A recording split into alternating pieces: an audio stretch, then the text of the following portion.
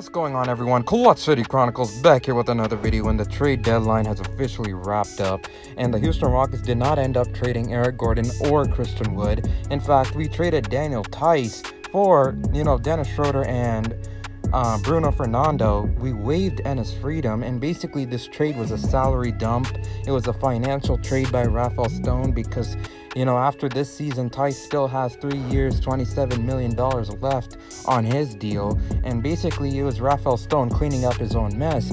But, as he's cleaning up his own mess, he still got Houston Rockets a veteran point guard in Dennis Schroeder, who is on an extremely cheap expiring deal, so that's a good thing. And he got another cheap young center in Bruno Fernando, who is 23 years of age. So if he works out on the Rockets, he could be part of our team long term, but who knows. But as of right now, getting Dennis Schroeder's leadership off the bench, in my opinion, is very, very, very integral to the development of the Houston Rockets, because it seems like every time when Kevin Porter Jr.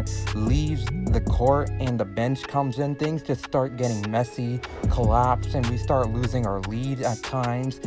We saw this against the Raptors last night. It was just terrible how they were playing full court press against us, and the bench unit did not know how to retaliate. So having a guy like Dennis Schroeder in that kind of a situation could be very beneficial for the Houston Rockets going forward. Now, do I think, Dennis Schroeder is going to be part of the Houston Rockets long term? I'm not sure. We'll see. This is basically a cheap experiment by Rafael Stone. If it doesn't work, he's an expiring deal. He's going to be a free agent, so we don't have to worry about, trading him in the offseason or anything like that. So it's basically an experiment, and if it works, maybe Dennis Schroeder could be a part of our future long term. Now, Rafael Stone has made it clear he has a good relationship with Eric Gordon, but the fact of the matter is, at the end of the day, the NBA is business, and Eric Gordon and John Wall are both expiring deals next season. So the fact that Eric Gordon did not get traded this deadline, it proves that Rafael Stone does not want to draft, 3 players in this draft, as we've already drafted 4 from the last year's draft. So he's sticking with the 2 picks we already own. So it's clear that Rafael Stone believes that maybe next season, if things aren't going as well, we're not really, a play-in team, we can trade Eric Gordon and John Wall, who are going to be on expiring deals. And what we've seen from this year's deadline is expiring deals are very valuable in the NBA.